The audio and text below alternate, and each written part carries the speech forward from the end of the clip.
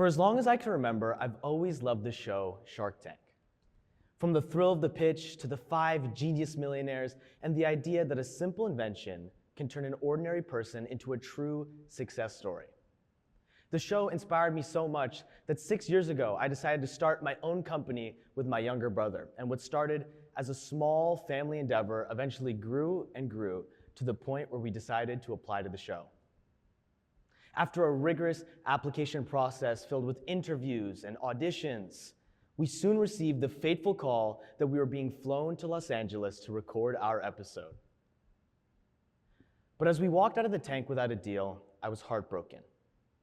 What did the sharks not see in our company? Maybe our company was going to fail. Maybe I wasn't built for this. It's hard to get rejected on national TV and still have self-confidence. Now, I'd like to introduce you to the concept of noise. One of Oxford's definitions for noise is information that is not wanted or that makes it difficult for important information to be seen clearly. In other words, noise is anything that pulls your attention away from what's meaningful. And there are 2 different types of it. The first is external noise. External noise is the voices, opinions, and judgments that come from the outside world. It's the sharks themselves rejecting our business and saying the business model was flawed. It was even my friends at school making fun of me for going on the show. But it was also this: thousands of YouTube and Reddit comments making fun of my appearance or the way I spoke or my family. Seeing those at such a young age really degraded my confidence. But you don't just have to have been on Shark Tank to experience external noise. It's everywhere, from job applications to college rejections to even just putting yourself out there.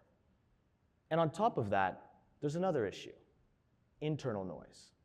Internal noise is the voice inside of your head that interprets everything that happens to you and turns it into a story that you tell about yourself. Maybe I'm not cut out for this. Maybe my business isn't going to succeed. Those were the things that I started to tell myself, and they really degraded my confidence. Noise compels us to think small instead of dream big. Noise tries to stop us from taking risks. And sometimes it isn't even just the noise itself that stops us. It's the anticipation of it. It's the knowledge that there might be backlash or there might be judgment that stops us from trying at all.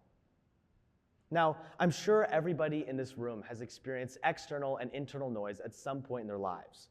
It's impossible to ignore the voice inside your head or the voices from the outside world.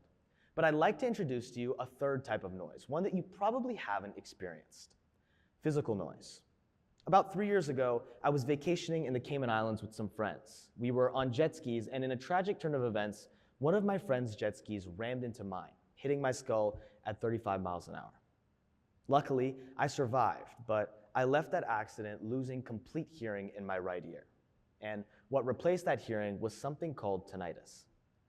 Tinnitus is a ringing in your ear. It's common in construction workers or drummers. I have it extremely severe, 24/7, and with no off switch. Naturally, I was desperate to find solutions, to find ways out. So I tried everything, from hyperbaric oxygen treatment and stem cell treatment in Panama, but unfortunately nothing worked. So then one day, I'm talking with a close friend of mine, and he's telling me that I should be going on a run. And at first I laughed at him because what is a run going to do that all these doctors couldn't possibly do? But he said to me, no, the point of the run was to clear your mind, to help clear yourself. And I said, all right. Since I was so desperate for a solution, I decided to lace up my shoes and give it a try.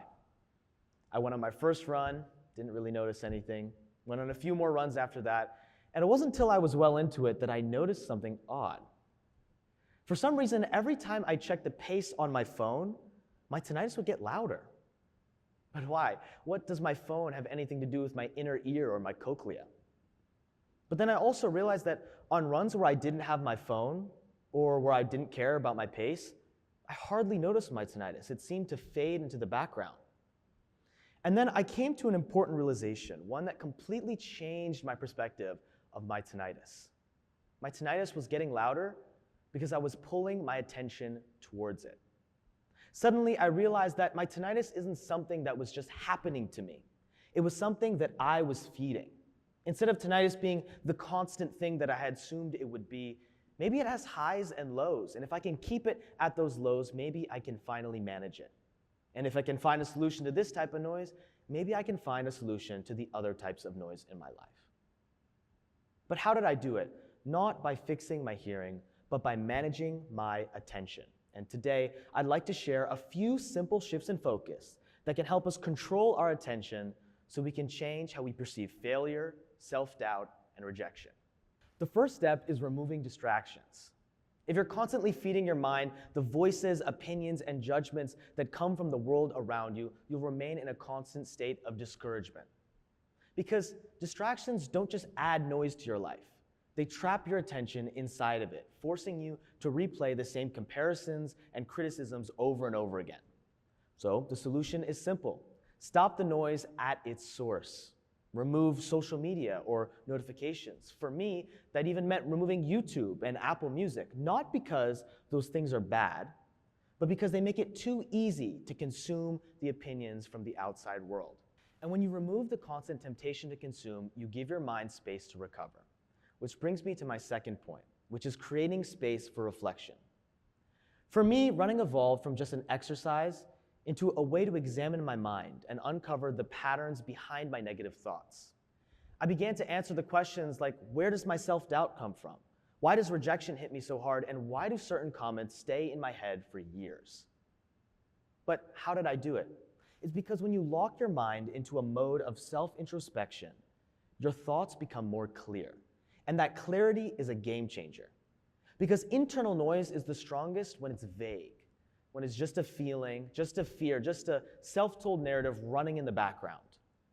But when you give your thoughts specificity, when you can actually define them, you begin to see them for what they really are.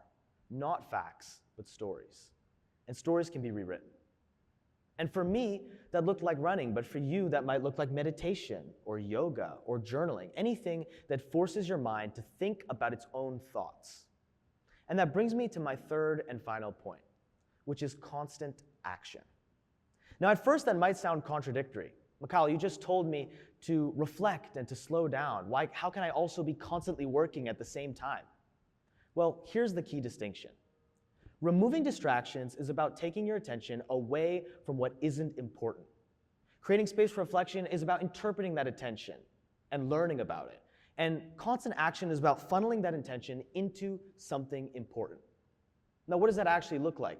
That's studying, that's working, that's learning, that's building something you can actually be proud of. Now, a lot of people might think, well, to cancel out the noise, surely I just need to remove distractions. This step can't be necessary. But the reason that you need constant action is because if you've only removed distractions, your attention stays idle. It has nowhere to go. You need to give your attention somewhere meaningful to go. You need to give it direction, or it's going to flow right back to those distractions all over again. But it doesn't just have to be working. It can be exercising. It can be reading. It can be hanging out with your friends. Anything that isn't the constant distractions, voices, and opinions from the outside world. Now, I'd like to tell you one last story to tie this all together. About a year ago, I was applying for colleges, and in the span of 10 minutes, I got rejected by all 8 Ivy Leagues. Now, the old me would have spiraled out of control. I would have let the self-doubt come flooding back in, but this time, I had strategies to cope. I removed all distractions by deleting social media so I wouldn't see all these fresh admits with their new acceptance letters. I created space for reflection by going on runs and trying to figure out why these rejections hit me so hard and why they actually didn't matter as much as I thought they did. And also, I implemented constant action by continuing to study, to learn, and to work on my business so I'd have somewhere for my attention to go. For some of you, the internal and external noise in your lives might feel overwhelming. But I'm here to tell you that the power of noise does not just lie in the noise itself. It lies in the attention that you give it. Thank you.